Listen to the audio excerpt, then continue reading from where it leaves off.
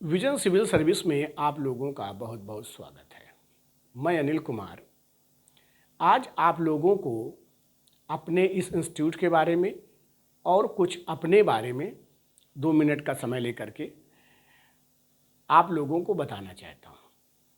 मैं लगभग 20 ईयर से इस टीचिंग प्रोफेशनल में जुड़ा हुआ हूँ, जिसमें से लगभग 12 साल मैं कॉम्पिटिटिव एग्ज़ाम में पढ़ा रहा हूँ। इस 12 साल के करियर में विभिन्न प्रकार की जो कोचिंग इंस्टीट्यूट हैं, जो फ्रेंचाइजी देती हैं, उनके फ्रेंचाइजी में मैंने पढ़ाया हुआ। जैसे Kautilya study circle private limited हो गई कानपुर की, जो राजू मिश्रा की है बेना झावर में, तारा इंस्टीट्यूट जो आपकी दिल्ली में ही है, इसमें हो गया विस्टा इंस्टीट्यूट जो लखनऊ का है, वो हो गया आपका, और अदर विद्यासागर कानपुर की जो कोचिंग इंस्टीट्यूट हो गया वो हो गया आपका, और आपका टाइम्स एकेडमी हो गया कानपुर का। इन सभी इंस्टीट्यूट में मैंने क्या किया हुआ है, पढ़ाया हुआ है। और जो अदर कोचिंग इंस्टीट्यूट जिनका मैं नाम नहीं लेना चाहूँगा, उनकी जो फ्रेंचाइजी होती हैं उनके यहाँ पे मैंने भी क्या किया हुआ है, पढ़ाया हुआ है। आपका गोरखपुर हो जाए, देवरिया हो जाए, आपका बरेली हो गया, लखनऊ होगा। लखनऊ में मेरी 3 फ्रेंचाइजी थी, ठीक है ना। Kautilya study circle private limited की मैंने फ्रेंचाइजी ले रखी हुई थी, ठीक है ना। आपका जौनपुर हो गया, आपका बहराइच हो गया। इन सभी प्लेस पे क्या किया हुआ है, मैंने अपना पढ़ाया हुआ है। और विजन सिविल सर्विस जो ये मेरा खुद का इंस्टीट्यूट है, ये मेरा 6 साल से रन कर रहा है। इसके पहले मैं अदर जो कॉम्पिटिटिव एग्ज़ाम के इंस्टीट्यूट हुआ करते थे, वहाँ पर मैं क्या करता था, पढ़ाता था। इसके पहले मैं अनअकैडमी पे भी अपनी लाइव क्लास देता था। वहाँ पे हमारी हिस्ट्री, ज्योग्राफी और पॉलिटी और इन्वायरमेंट सी साइड का कोर्स मैंने क्या किया हुआ है, बनाया हुआ है। तो मैं अनअकैडमी पर भी काफ़ी दिनों से काफ़ी दिन तक वहाँ पर एक्टिव रहा। हालांकि पता होगा आप लोगों को कि अनअकैडमी पे तो वहाँ पर आपका कोर्स कंप्लीट होने के बाद फिर जो तो है आपका वहाँ पे नहीं चलता। हाँ, जो वो टीचर हैं जो करंट अफेयर्स वगैरह पढ़ाते हैं, उनका तो रेगुलर क्लास होता रहता है। लेकिन जिनका सब्जेक्ट होता है, तो सब्जेक्ट जिनका होता है, फिर उन लोगों का सब्जेक्ट कंप्लीट होने के बाद उनको जो तो है वहाँ पर एग्रीमेंट नहीं होता है। तो ये अदर बहुत से प्लेटफार्म हैं जहाँ पर मैंने क्या किया हुआ है, अपनी सेवाएँ प्रदान की हैं। अब ये मेरा जो विजन सिविल सर्विस है, ये मैं स्वयं जो तो है अपना चलाता हूँ। इसमें से कुछ टीचरों को भी मैं रखता हूँ, और हालांकि जो अधिकतर जो टॉपिक हैं मैं ही इसमें क्या करता हूँ, कवर करता हूँ। लगभग 50 से 60% के बीच में जो मेन टॉपिक होते हैं वो मैं क्या करता हूँ, कवर करता हूँ। यहाँ पे आपको यूपीएससी के प्री और फाउंडेशन कोर्स हम सभी कराते हैं। आपका प्री का हो गया तो प्री का भी बैच चलता है, और फाउंडेशन कोर्स भी कराता हूँ। फाउंडेशन कोर्स का मतलब ये हो गया, जैसे कुछ स्टूडेंट ऐसे होते हैं जिन्होंने 12 किया हुआ है, तो उनके जो गार्जियन आते हैं कि इनका जो ग्रेजुएशन भी होता रहे और साथ में ये क्या करते रहें, अपना फाउंडेशन कोर्स भी 3 साल का करते रहें। उनके हिसाब से भी क्या चलता है, हमारे यहाँ पे कोर्स चलता है। हाँ, हालांकि कुछ बच्चे होते हैं जो वीकेंड में आते हैं, तो अपना वीकेंड में भी क्लास करते रहते हैं। प्लस हमारे यहाँ पर प्रीलिम्स, प्री और मेंस का कोर्स भी क्या चलता है, एक ये रन करता है। ऑप्शनल हमारे यहाँ पे आपको हिस्ट्री और ज्योग्राफी मिल जाएगा, ठीक है, जिसमें से हिस्ट्री ऑप्शनल मैं पढ़ाता हूँ, और ज्योग्राफी के एक दूसरे सर हैं वो क्या करते हैं, आपको वो पढ़ाएंगे आके। आपको रेगुलर 2.5 से 3 घंटे की क्लास आपको रेगुलर मिलेगी, जिसमें से सी साइड का जो क्लास रहेगी वो क्या होगी, आपकी अलग रहती है। वो 1.5 से 2 घंटे की क्लास वो आपको अलग मिलेगी। यहाँ पर जो वर्किंग स्टूडेंट होते हैं उनके लिए स्पेशल जो तो है क्लासें प्रोवाइड करता हूँ। वर्किंग स्टूडेंट का मतलब होगा, चूँकि जो नोएडा सेक्टर 15 है, तो नोएडा सेक्टर 15 में जो वर्किंग स्टूडेंट होते हैं, जो जॉब करने वाले बहुत से विद्यार्थी ऐसे होते हैं जो कि अपने आप को जॉब करते करते प्रिपरेशन करना चाहते हैं, तो उनके लिए हम लोग क्या करते हैं, स्पेशल बैच बनाते हैं। उनका बैच जो मॉर्निंग में 6 बजे से लेकर के आपको लगभग 9 बजे तक एक बैच इधर हो जाता है, फिर इवनिंग में 7 बजे से लेकर के आपको 11 बजे तक क्या मिल जाएगा, बैच ये मिल जाता है। तो यहाँ पर जो होता है वो वर्किंग स्टूडेंट के लिए हमने क्या कर रखे हुए हैं, अलग अलग क्या कर रखे हैं, बैच बनाना चाहते हैं। जो स्टूडेंट जुड़ना चाहते हैं तो हमसे संपर्क कर सकते हैं, आप डेमो क्लास कर सकते हैं, और डेमो क्लास करने के बाद आप डिसाइड कर सकते हैं कि अदर इंस्टीट्यूट से जो विजन सिविल सर्विस है वो क्यों अलग है। क्योंकि विजन सिविल सर्विस इसलिए रन कर रहा है क्योंकि यहाँ पर जो चीज़ें हैं वो हम पढ़ाते नहीं हैं, आपको एक एक चीज़ें सिखाई जाती हैं। यहाँ पे जो स्टूडेंट आता है वो सीख के जाता है, हम सिखाते हैं बेसिक से लेकर के हम आप लोगों को क्या करते हैं एडवांस लेवल तक क्या करते हैं ले जाने। ये तो हो गया हमारे बारे में। अब हम लोग देखते हैं कि हम लोगों ने इसके पिछले वीडियो में, जो इसके पिछले वीडियो था, हम अर्थ का इंटीरियर पार्ट पढ़ रहे थे, अर्थ का जो अंदर का पार्ट था, ठीक है ना, वो डिस्कस कर रहे थे। ठीक, तो अब दोस्तों यहाँ पर एक चीज़ आप समझिए इसके पहले, ठीक है ना, जैसे हम लोग कहाँ पे हैं, अर्थ पे हैं, ठीक, सरफेस पे हैं। तो सरफेस, हम सरफेस से ऊपर भी जा सकते हैं, सरफेस से नीचे भी जा सकते हैं और ऊपर जा सकते हैं। तो प्लेनेट हो गए, प्लेनेट में चले गए, 8 हमारे प्लेनेट हो गए, ठीक है ना, ये हो गए। इसके बाद अगर हम सन पे जाएं तो सन क्या भी लेयर होंगी, कौन कौन सी लेयर होंगी। और अगर हम अर्थ से ऊपर चल रहे हैं तो जो एटमॉस्फेयर है यहाँ पर भी विभिन्न प्रकार की लेयर है। इसी प्रकार से हमारी जो अर्थ है इंटीरियर पार्ट है उसमें भी विभिन्न प्रकार की क्या है लेयर हैं। तो 2 मिनट के लिए आप कहीं जाइए नहीं, 2 मिनट के लिए ये महत्वपूर्ण जो लेयर हैं आपकी अर्थ की हो या आपकी एटमॉस्फेयर की हो या सन की हैं, इनके बारे में क्या करते हैं देखते हैं। फिर हम लोग चलते हैं अर्थ का इंटीरियर पार्ट जो है सिस्मोग्राफ के बेस पर क्या करेंगे हम लोग देखेंगे। तो हम ये मान लेते हैं कि हम कहाँ पे हैं, यहाँ सरफेस पे हैं। कहाँ पे हैं, अर्थ के सरफेस पे हैं। जब आप देख रहे हैं कि अर्थ के आप सरफेस पे हो गए, तो अगर आप अर्थ के सरफेस से ऊपर की ओर चलेंगे, ऊपर की ओर चलेंगे, तो ये आपका क्या हो गया, आपका अर्थ हो गया। ये क्या हो गई, अर्थ हो गया। यहाँ पे हमारी पृथ्वी हो गई, धरती माता। ये कौन सी हो गई, हमारी धरती माता। ये हमारी क्या हो गई, पृथ्वी हो गई। इसके ऊपर हमारा आ जाता है ट्रोपोस्फियर। क्या हो गया आपका, ट्रोपोस्फियर। जो ट्रोपोस्फियर है इसमें जो एनवायरमेंट है कि जो सभी घटनाएं होती हैं, जो एटमॉस्फेरिक घटनाएं होती हैं, जैसे आपका विंड का चलना और बारिश होना, वो सभी घटनाएं इसी में घटित होती है। जैसे आपका बिजली का तड़कना, वो सभी आपका ट्रोपोस्फियर में ही होता है। ट्रोपोस्फियर और स्ट्रेटोस्फियर के बीच में एक लेयर होती है जिसे ट्रोपोपास कहा जाता है, ठीक है ना। ये मतलब आपका जो लेयर हो गई आपकी ट्रोपोस्फियर, स्ट्रेटोस्फियर, ठीक है, मीजोस्फियर, फिर आपकी हो गई आइनोस्फियर, फिर आपकी हो गई आपकी एक्सोस्फियर और फिर हो गया इंटर स्पेस। ये हो गया। अब इन्हीं के बीच में जब 2 लेयर होती हैं तो 2 लेयरों के बीच में, जैसे आप देखो ट्रोपोस्फियर और स्ट्रेटोस्फियर के बीच में ट्रोपोपास है। ठीक इसी प्रकार से जहाँ पर अर्थ, जब हम लोग अर्थ का जो देखेंगे जहाँ पर 2 लेयर अलग अलग होंगी, मतलब डेंसिटी अलग अलग होगी, वहाँ पर हम लोग कहेंगे उसे असंबद्धता, मतलब डिसकॉन्टिन्यूटी कहते हैं। वहाँ पर क्या कहते हैं, डिसकॉन्टिन्यूटी कहते हैं। यहाँ पर अगर हम देखते हैं तो हम जो टेम्परेचर होता है वहाँ पर उस डिफरेंस पर देखा जाता है। लेकिन जब हम लोग अर्थ में देखते हैं तो वहाँ पर हम डेंसिटी और टेम्परेचर के बेस पे दोनों पे क्या करते हैं, अध्ययन करते हैं, ठीक है ना। तो ये हमारा हो गया अर्थ के बेस पर हो गया आपका ट्रोपोस्फियर, हो गया आपका स्ट्रेटोस्फियर, हो गया मेसोस्फियर, हो गया आइनोस्फियर, हो गया और कौन सा हो गया आपका, जो हो गया आपका एक्सोस्फियर। तो आपको ये लेयर लगाने के लिए भी क्या हो जाएंगी, आती हैं। तो ये तो हो गया हमारा कौन सा हो गया, अर्थ का होगा।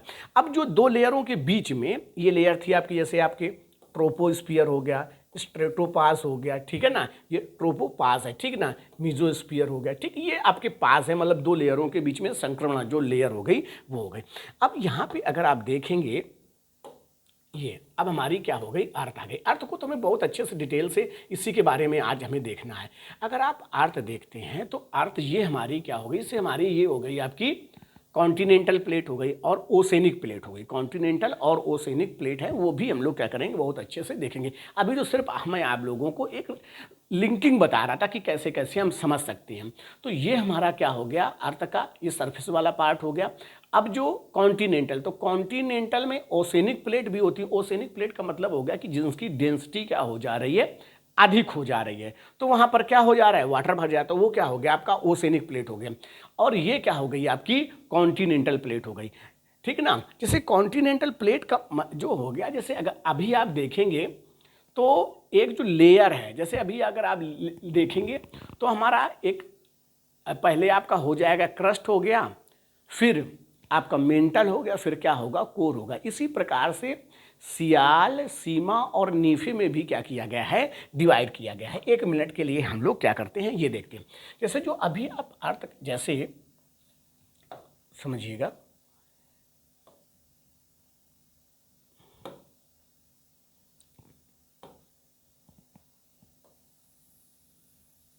ये मैंने इसके पिछले वीडियो में भी थोड़ा डिस्कस किया था।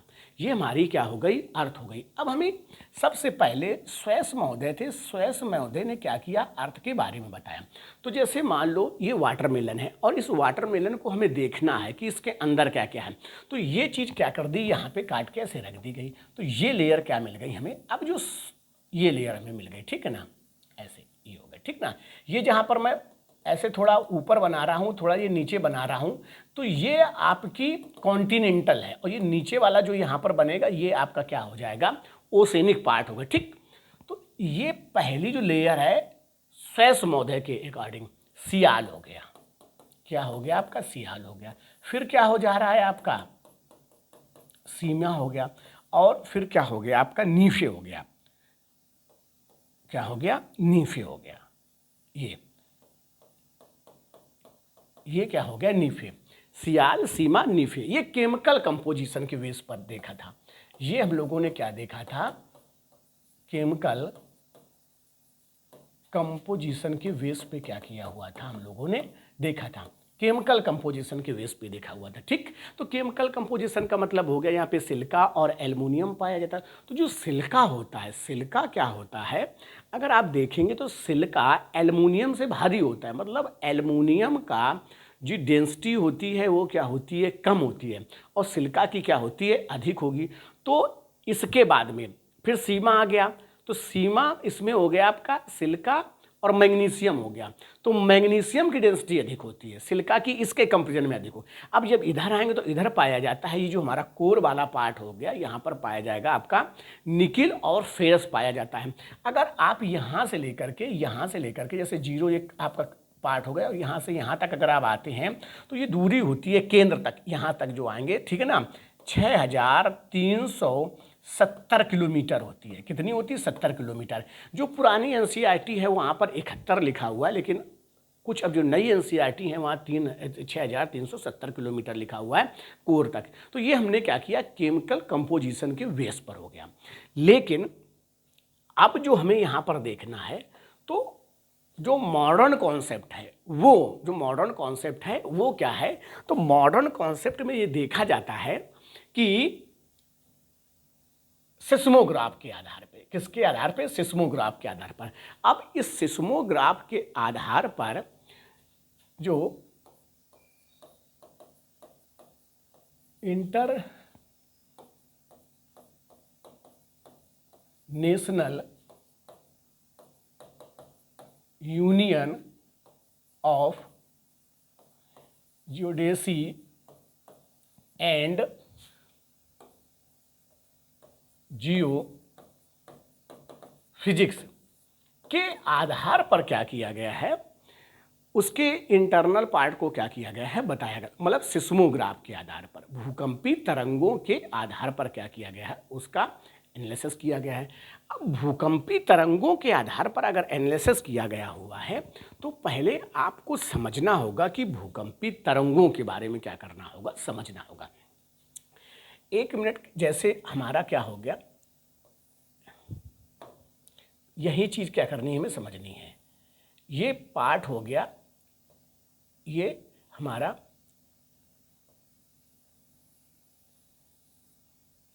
वो हो गया इनर कोर, ये हो गया इनर कोर, ठीक, ये इनर कोर हो गया, ठीक। और ये कोर हो गया आपका आउटर कोर हो गया, ठीक।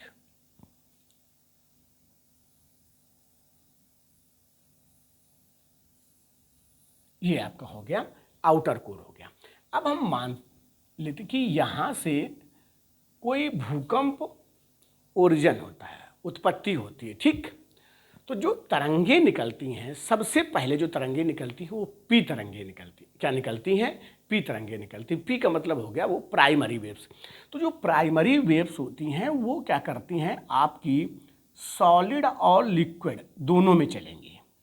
सॉलिड और लिक्विड में क्या होंगी? दोनों जगह चलती हैं। ये आपकी कौन सी हो गई? आपकी पी वेव्स हो गई। कौन सी हो गई? आपकी पी वेव्स। इसके बाद ठीक है ना, मतलब ऐसे बहुत सी निकलेंगी, ठीक है, एक ही नहीं बहुत सी ऐसे निकलेंगी, ठीक। ये पी वेव्स हैं, ठीक। ये क्या आ रही हैं आपकी? ये आ रही हैं, ये पी वेव्स। अब यहाँ पर ये पी वेव्स है, जैसे ये अर्थ के मतलब एक प्लेस से दूसरे प्लेस की जाएंगे। जैसे मान लो यहाँ से जैसे मान लेते हैं 300 किलोमीटर के अंदर जो कोई भी भूकंप मूल से भूकंप की उत्पत्ति होती, तो उससे क्या निकलेंगी? तरंगे निकलेंगी, ठीक है ना। तो जो पी वेव्स हैं वो इसके अदर पार्ट में लगभग 21 मिनट में क्या हो जाएंगी? पहुंच जाती हैं। तो इससे हमें ये पता चल जाता है कि पृथ्वी के अंदर, अर्थ के अंदर कहाँ पर लिक्विड पार्ट है या कहाँ पर सॉलिड पार्ट है या कहाँ पर सेमी लिक्विड है। चूँकि ये जो वेव्स होती हैं, ये वेव्स जैसे जैसे जिस स्टेट से, ठीक है ना, स्टेट मतलब जिस अवस्था से ये गुजर रही होंगी, ठीक है ना, तो हमें पता चल जा रहा, चूँकि इनकी स्पीड क्या होगी? वो चेंज होने लगेगी। क्या होगी? स्पीड चेंज होगी। तो ये पी वेव थी। तो आप पी वेव थी तो ये सबसे पहले आपकी यहाँ से, जहाँ से ये ओरिजिन होता है इनका, जहाँ से ओरिजिन होता है उसे कहा जाता है फोकस। ये पॉइंट क्या होगा आपका? बहुत इंपॉर्टेंट रहेगा कि जहाँ से जो भूकंप तरंगे उत्पन्न होती हैं, जहाँ पर भूकंप तरंगे उत्पन्न होती हैं उसे क्या कहा जाता है? फोकस पॉइंट कहते हैं। और जहाँ पे अर्थ में सबसे पहले पहुँचती हैं ये पी वेव्स हैं। ये कौन सी हैं? आपकी पी वेव्स हैं। ये पी वेव्स हैं जहाँ पे सबसे पहले पहुँचती है, तो यहाँ पर ये जाती हैं तो अपने 90 डिग्री बिल्कुल ऊपर पहुँचती हैं जाके, ठीक है ना, यहाँ पे पहुँचती हैं। इस पॉइंट को कहा जाता है इपी सेंटर। इस पॉइंट को कहा जाता है इपी सेंटर। ये बात याद रखनी, ये क्या कहा जाता है? EP centre. अब इसके बाद में सेकेंडरी वेव ओरिजिन उत्पन्न होती हैं। अब सेकेंडरी जो वेव होती हैं वो सेकेंडरी वेव क्या करती हैं? अपने लगभग 105 डिग्री पर क्या हो जाएंगी? मुड़ जाती हैं। मतलब जैसे यहाँ से उतलेंगे तो ये निकलेंगी, ठीक है ना, 105 डिग्री पर क्या हो जाएंगी? ऐसे मूव कर जाएंगी। 105 के लगभग में क्या हो जाएंगी? ये मुड़ जाएंगी। और ये यहाँ पे भी जाएंगी, ठीक है ना, ऐसे करके यहाँ पर भी क्या हो जाएंगी? ये। तो ये कौन सी हो गई? आपकी यस वेव्स हो गई। ये कौन सी हो गई? Yes wave. अब क्या हो गया? जो आपकी ये सेकेंडरी वेव्स हो गई, ठीक है ना, ये कौन सी हो गई? आपकी यस वेव्स हो गई, सेकेंडरी वेव हो गई। ये मतलब आपकी हो गई प्राइमरी वेव हो गई, प्राइमरी वेव्स हो गई, ठीक है ना। और ये आपकी हो गई कौन सी? Secondary wave. सेकेंडरी वेव, ये क्या हो गई? आपकी सेकेंडरी वेव, ठीक। अब जहां पे पी वेव और एस वेव टकराती हैं वो बन जाती हैं हमारी सरफेस वेव। यहाँ पर एक प्रकार की और वेव बन गई, वो बन गई कौन सी? बन गई आपकी सरफेस वेव बन गई, ठीक। जो हमारी प्राइमरी वेव्स हैं वो सॉलिड और लिक्विड दोनों में चलेंगी। जो हमारी प्राइमरी वेव्स हैं, जो पी वेव्स हैं, वो पी वेव्स क्या होंगी? आपकी सॉलिड एंड लिक्विड दोनों में चलेंगी, ठीक। और इनकी स्पीड जो होती है वो लगभग 8 किलोमीटर पर सेकेंड होती है। क्या होगी? पर सेकेंड होती है, 8 किलोमीटर पर सेकेंड होती है, ठीक। जो हमारी यस तरंगे होंगी, यस, और जो हमारी जो पी वेव्स हैं ये होती हैं लॉन्गिट्यूडनल होती हैं। कैसी होती हैं? लॉन्गिट्यूडनल होती हैं, लॉन्गिट्यूडनल होंगी, ठीक। जो हमारी यस तरंगे होती हैं, जो सेकेंडरी वेव्स होती हैं, तो सेकेंडरी वेव्स क्या हैं? इनकी ये जो चलेंगी सेकेंडरी वेव चलेंगी सिर्फ सॉलिड में चलेंगी। किस में चलेंगी? सॉलिड में चलेंगी। और ये क्या होंगी? लिक्विड में नहीं चलेंगी, याद रखना है। ये क्या हो जाएगा आपका? लिक्विड में नहीं चलेंगी, ठीक। इनकी अगर हम स्पीड की बात करें, ये सब चीज़ें याद रखनी है। स्पीड की बात करें तो क्या होती है, जो प्राइमरी वेव्स होती है, प्राइमरी वेव्स की लगभग क्या होती हैं, आधी होती हैं। इसका मतलब हो गया कि 3.5 से लेकर के 4.5 किलोमीटर पर सेकेंड होती है इनकी स्पीड, ठीक है ना। और ये ट्रांसफर्स होती हैं, कैसी होती हैं, ट्रांसफर्स वेव्स होती हैं, ठीक ना। ये हो गई।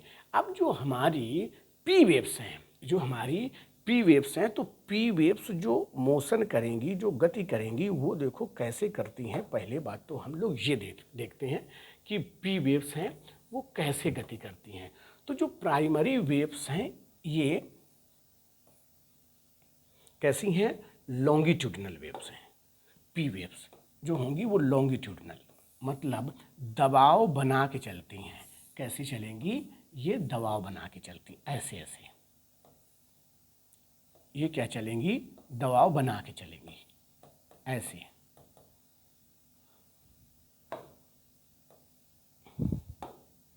ये जो होंगी वो दबाव बना के चलेंगी, ऐसे। सॉरी, एक मिनट, ये तो हमने बना दिया एस तरंग। हमें बनाना कौन सी है, पी वेव्स, मतलब दबाव बना के चलेंगी, ऐसी होंगी। ये लॉन्गिट्यूडनल चल रही है ना, ये ऐसे, ये सिर्फ ऐसे चलेंगे, सिर्फ ऐसे चलेंगे, दबाव बना के चलेंगे, ठीक है। इसका फिगर क्या करना है, आप लोगों को बना लेना है।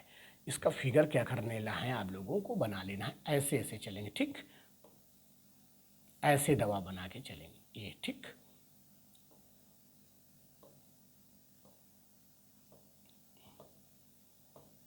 ये चीज़ आप लोगों को क्या करने ला है, बना लेना है। ऐसे ऐसे ये क्या होंगी, दबाव बना के चलेंगी।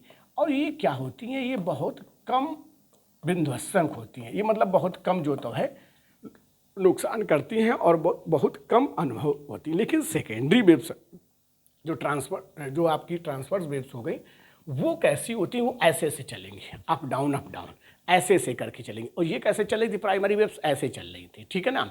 और ये ऐसे ऐसे चलेंगी, और इनकी वेव क्या है, जो स्पीड है इनकी क्या है, आधी है, लेकिन ऐसे ऐसे चलेंगे। तो ये क्या करेंगी, ज़्यादा नुकसान करते हुए चलेंगी। अगर कोई चीज़ है वो मान लो स्पीड से निकल जाए तो कम नुकसान करेगी, कोई चीज़ ऐसे हिल हिल के चले तो ज़्यादा नुकसान करेगी, ठीक।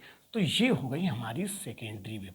तो सेकेंडरी वेव्स जो होंगी वो ऐसे चल रही होंगी, ट्रांसफर इस प्रकार से ये चल रही होंगी। अगर आप देखेंगे तो ये जो चल रही होंगी वो कुछ ऐसे चल रही होंगी, ऐसे, कुछ ऐसे चल रही होंगी, ठीक। मीन्स क्या हो गया, अगर आप देखेंगे तो अगर हमें इसका फिगर बनाऊं तो ये ऐसे चल रही होंगी,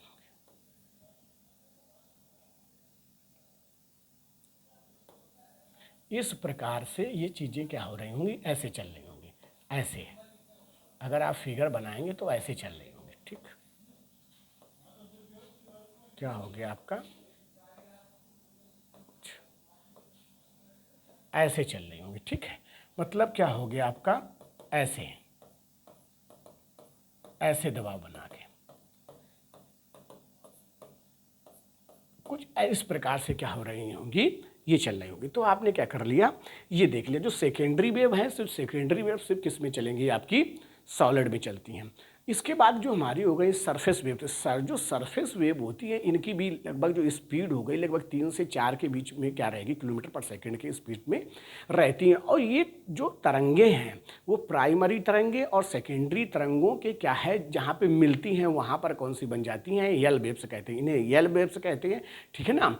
या इन्हें जो लव वेव के नाम से भी क्या किया जाता है, जाना जाता है। ये धरातली तरंगे सबसे जो खतरनाक है, सबसे जिसमें विध्वंसक होगी वो कौन सी होती हैं, आपकी ये सरफेस तरंगे होती है। तो ये क्वेश्चन आपसे पूछ दिया जाता है कि सबसे खतरनाक, ठीक है ना, या विध्वंसक तरंगे कौन सी होंगी। तो सबसे विध्वंसक तरंगे कौन सी हो जाएंगी, जो सरफेस तरंगे होती हैं वो तरंगे होती हैं। अगर आर्डर लगाने के लिए आ जाएगी, कैसे लगाओगे, तो पहले प्राइमरी होंगी, फिर सेकेंडरी होंगी, और फिर कौन सी हो जाएंगी, आपकी लव तरंगे हो जाएंगी, ठीक है, या यल तरंगे होंगी।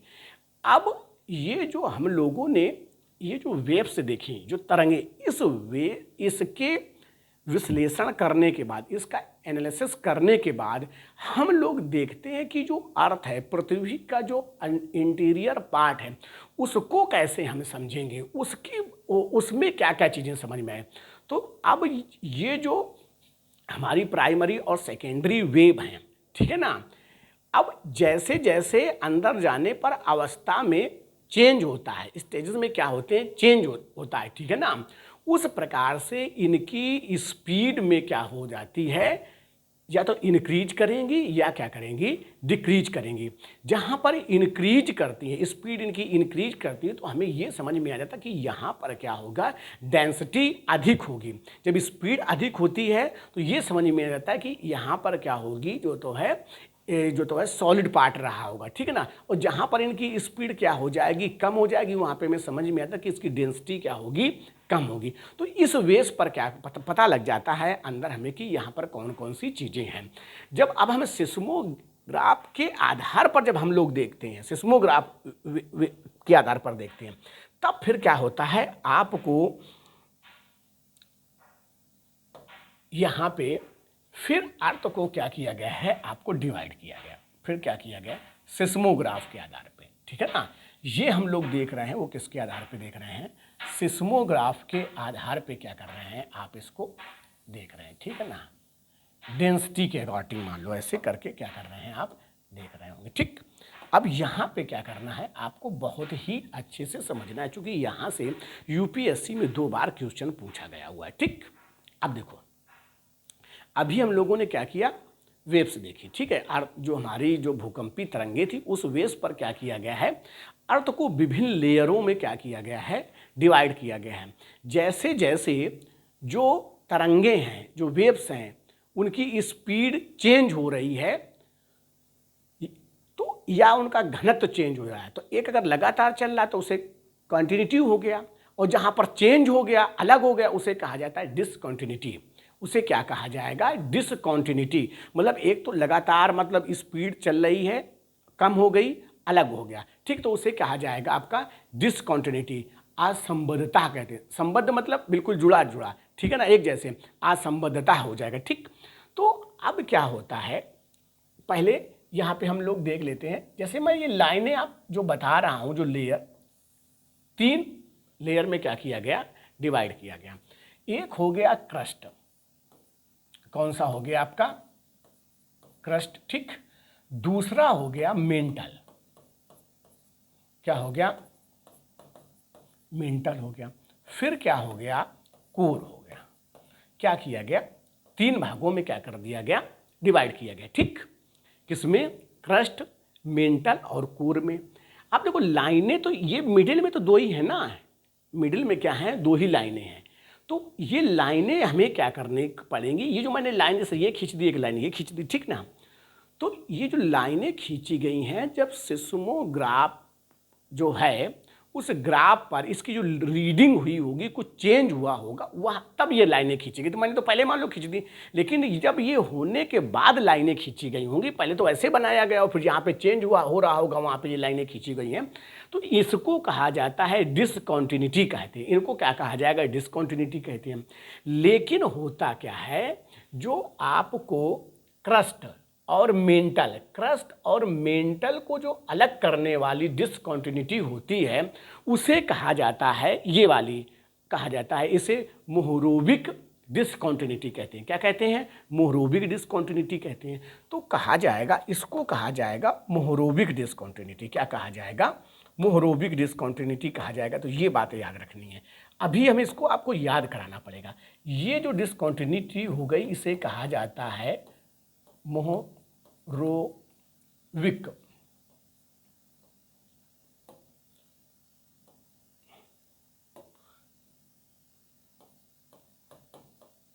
मोहरोबिक डिसकॉन्टिन्यूटी,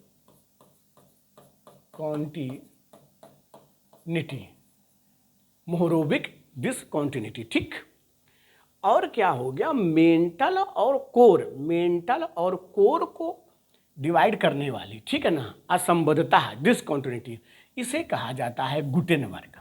क्या कहते हैं, गुटेनबर्ग, गुटेनबर्ग डिसकॉन्टिन्यूटी।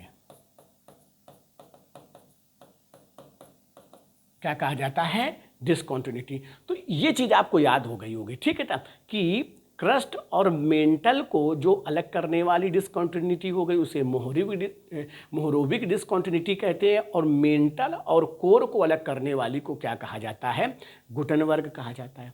अब मान लो कन्फ्यूजन होगा, चूंकि अभी लेयर और बटेंगी ना, क्रस्ट वाली बटेंगी, मेंटल वाली बटेंगी, मान लो आपको थोड़ा कन्फ्यूजन का भी होता है, तो याद रखना पहले यम है और फिर जी है, तो पहले मॉर्निंग हो गई फिर गुड नाइट हो गया, ठीक है ना, पहले क्या हो गई, मॉर्निंग हो गया फिर गुड नाइट हो गया, तो मोहरोबिक डिसकॉन्टिन्यूटी और क्या हो गया आपका, गुटेनबर्ग डिसकॉन्टिन्यूटी। अब क्या होता है, जो क्रस्ट है, क्रस्ट को भी क्या किया गया, टू पार्ट्स में क्या किया गया, डिवाइड कर दिया गया। किसको, क्रस्ट को भी टू पार्ट्स में क्या किया गया, डिवाइड कर दिया, इसको ऐसे करके क्रस्ट को टू पार्ट्स में डिवाइड कर दिया गया। ये बन गया आपका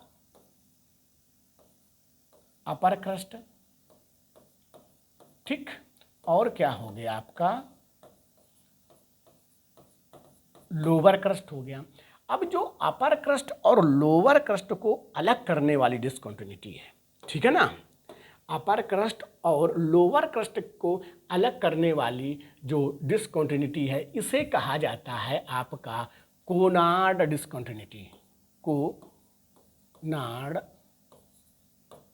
डिसकॉन्टिन्यूटी, ठीक है ना, कोनार्ड डिसकॉन्टिन्यूटी, कॉन्टिन्यूटी की स्पेलिंग वहां पे लिखी, ठीक है ना। फिर क्या हो गया आपका यहाँ पे, ठीक है ना, एक चीज क्या करनी है यहाँ पे याद रखना है, मेंटल, मेंटल को भी क्या किया गया, टू पार्ट्स में इसको भी डिवाइड कर दिया गया। तो ये हो गया आपका, एक हो गया अपर मेंटल, अपर मेंटल, ठीक है ना, क्या हो गया अपर मेंटल, और हो गया लोअर मेंटल, ये हो गया। अब अपर मेंटल और लोअर मेंटल को जो डिवाइड करने वाली डिसकॉन्टिन्यूटी है, ठीक है ना, इसे कहा जाता है रेपती डिसकॉन्टिन्यूटी, रेपती डिसकॉन्टिन्यूटी, डिसकॉन्टिन्यूटी, एक मिनट रुक चला भाई,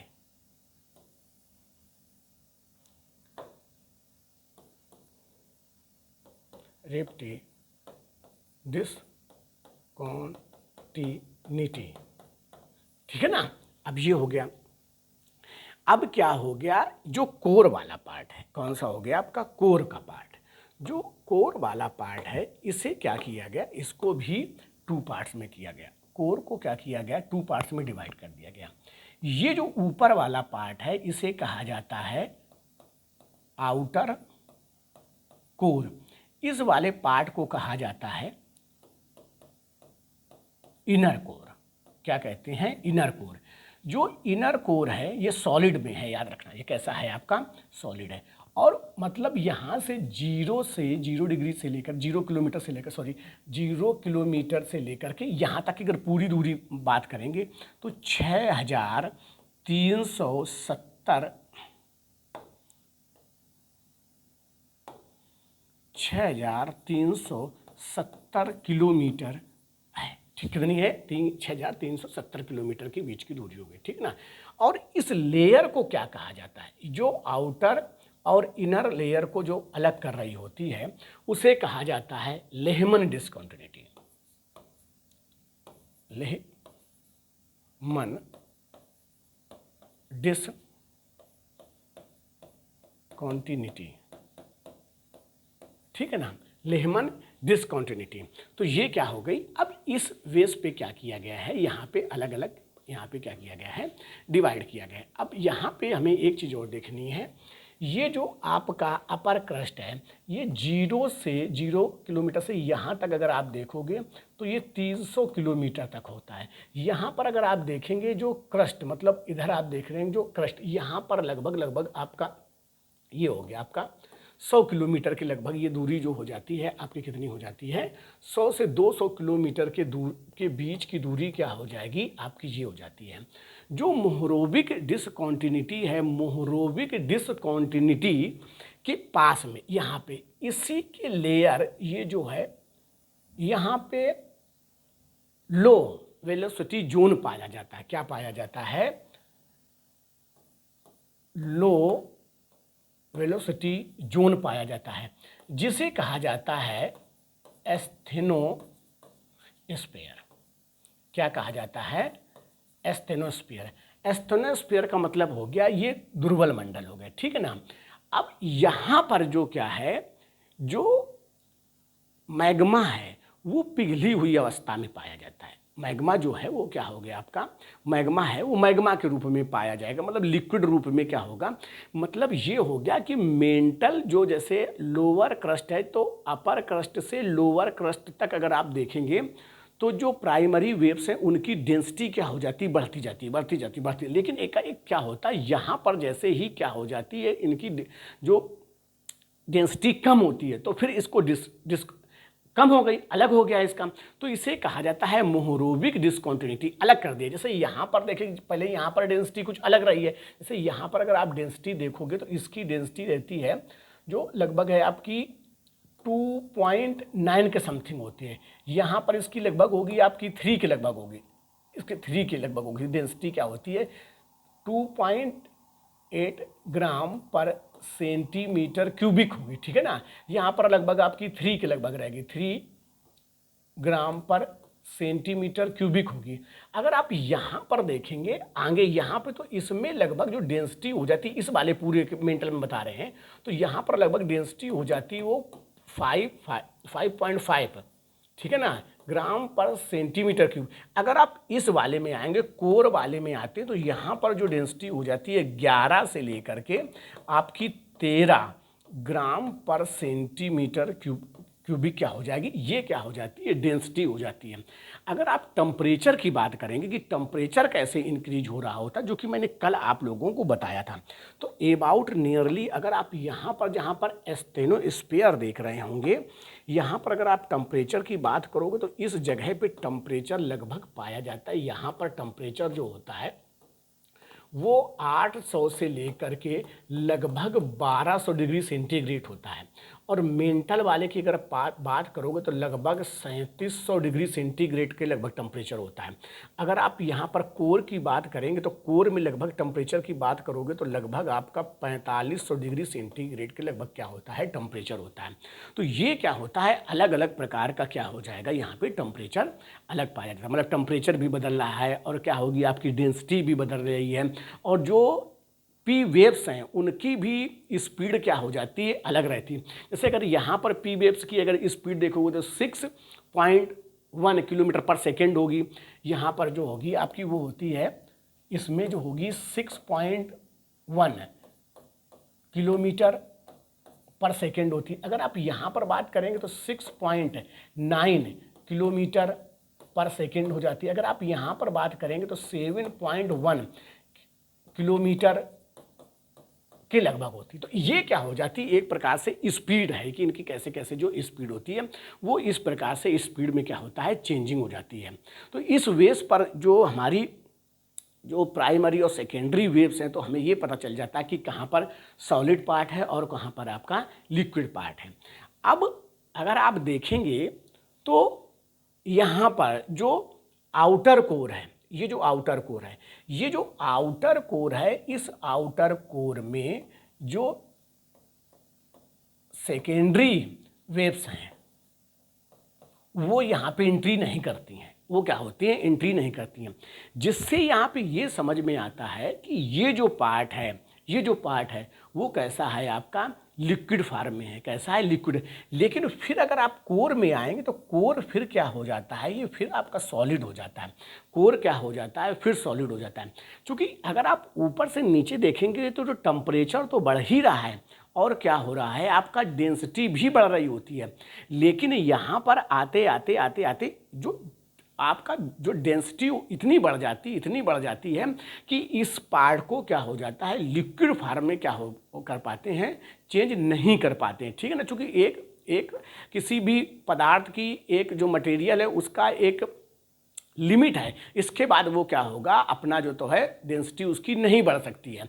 तो ये इस कारण से, चूँकि उस एवरेज में अगर आप देखेंगे तो टेम्परेचर भी नहीं बढ़ रहा होगा, चूँकि अगर ऊपर से नीचे तक अगर आप जाते हैं तो टेम्परेचर तो बढ़ रहा है लेकिन उस रेट से नहीं बढ़ रहा है। रेट का मतलब समझ रहे हैं, दर जो परसेंटेज में जो निकालते हो उस वो वाला दर की बात की जा रही है, ठीक है ना।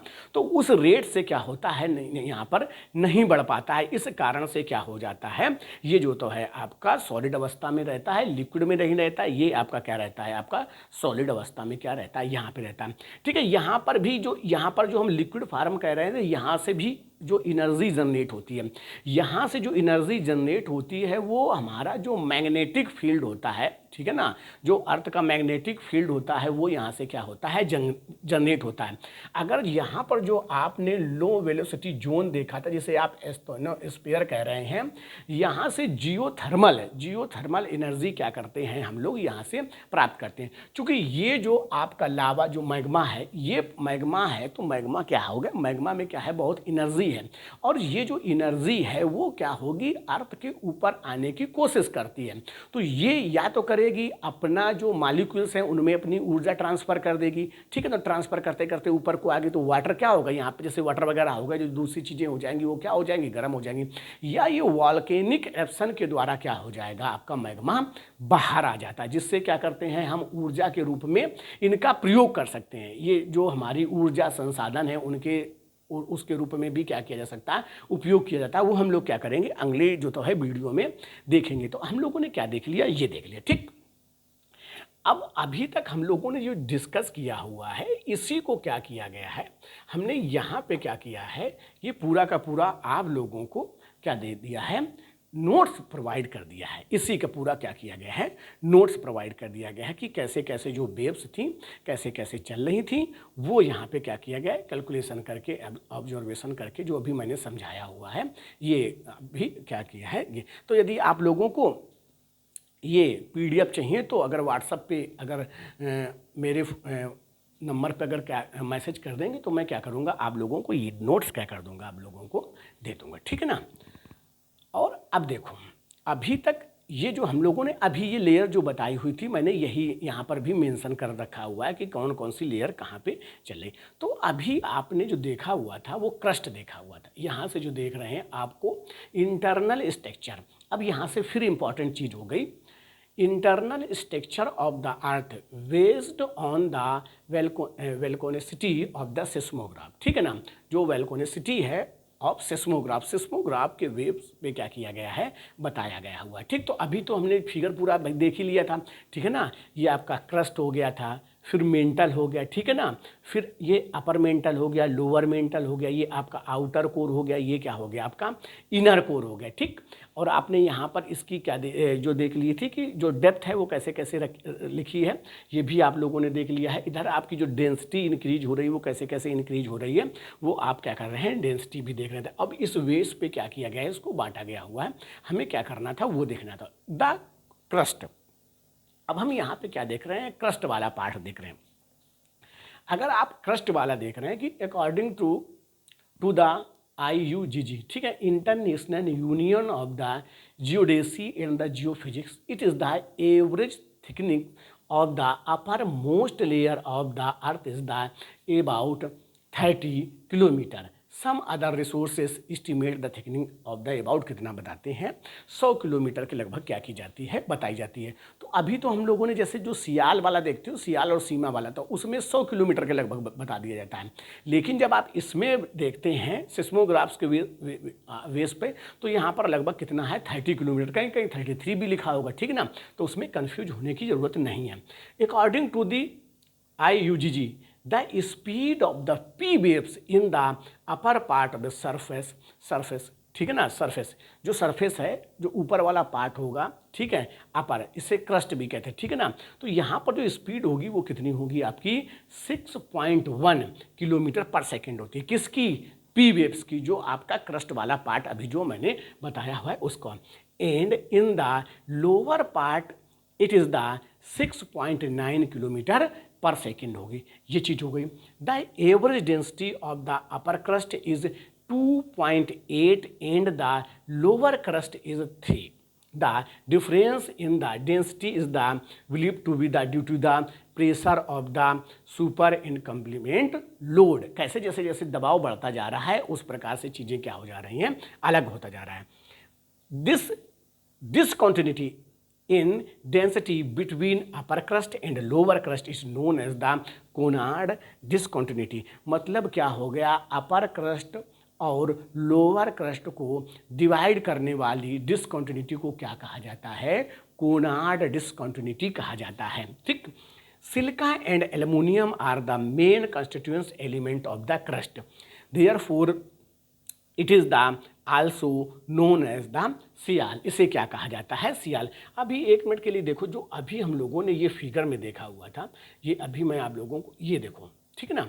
अभी तो आप लोगों ने देखा था, ये क्या हो गया आपका अपर क्रस्ट हो गया, ये क्या हो गया आपका लोअर क्रस्ट। अपर क्रस्ट और लोअर क्रस्ट को जो डिसकंटिन्यूटी अलग कर रही है उसे क्या कहा जाता है, कोनार्ड डिसकंटिन्यूटी कहते हैं।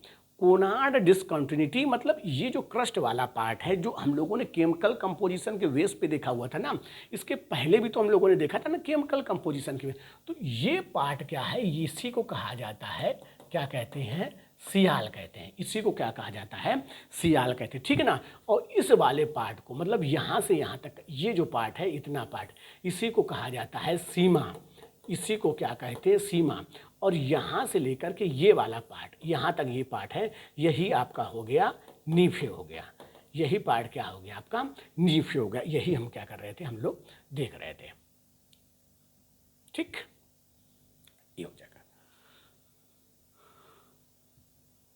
अब हमारा आ गया इंपॉर्टेंट पॉइंट, क्या है देखो, मोहोवेरिक, कहीं कहीं पे मोहो लिखा होगा, मोहरोविक डिसकंटिन्यूटी, चूँकि वही साइंटिस्ट थे, ठीक है ना, और रशियन साइंटिस्ट थे। 1909 में क्या किया हुआ था, इस डिसकंटिन्यूटी को अलग किया था, तो उन्हीं के नाम पर इसे क्या कहा जाता है, मोहरोविक डिसकंटिन्यूटी कहा जाता है, ठीक है ना। Mohorovicic discontinuity the boundary between lower crust and upper mantle. अब बड़ा इंपॉर्टेंट पॉइंट हो गया, जैसे अभी जो हम लोगों ने बताया था, और आपको मैं बहुत ये बार बार, चूँकि ये यूपीएससी में 2 बार क्वेश्चन पूछा गया, और 2022 में पीसीएस में भी क्वेश्चन पूछा गया हुआ है, ठीक है ना।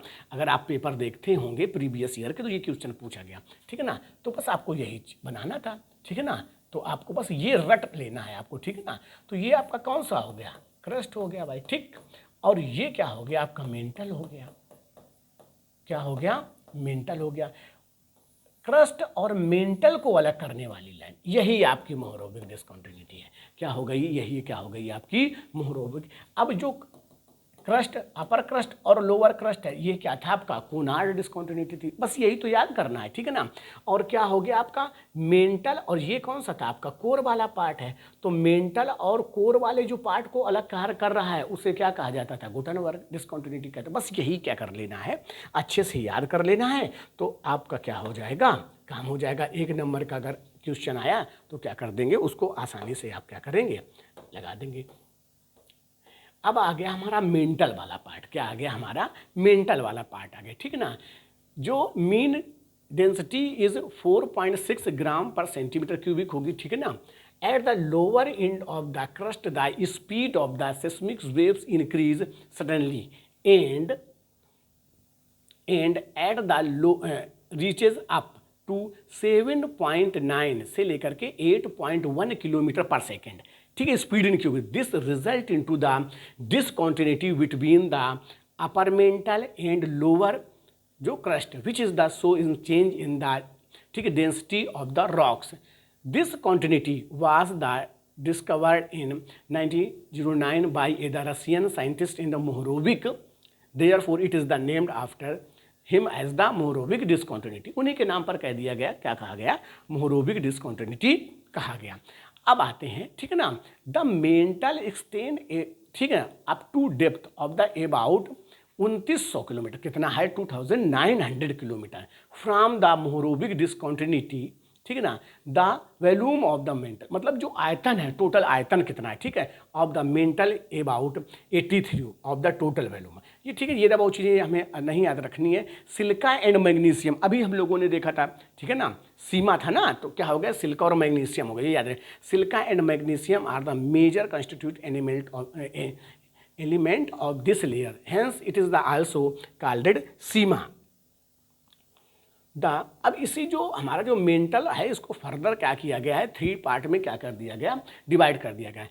अप टू कितना हो गया आपका, 0 से लेकर के 200 तक का हो गया मोरोविक डिसकंटिन्यूटी हो गया, 200 से लेकर के 700 किलोमीटर हो गया, और 700 से लेकर के 2900 किलोमीटर तक हो गया।